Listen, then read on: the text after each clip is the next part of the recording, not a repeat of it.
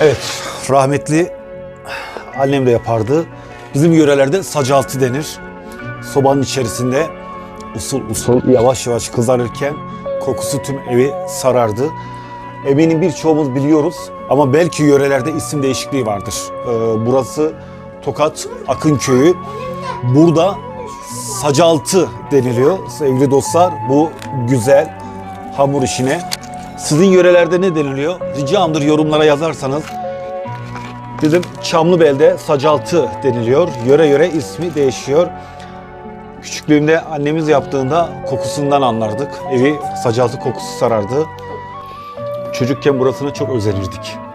En çok özenmiş olduğumuz hani kardeşler arasında da böyle tatlı bir kavga. Orası benim olacak, burası benim olacak, orayı ben yiyeceğim olayları yaşanırdı.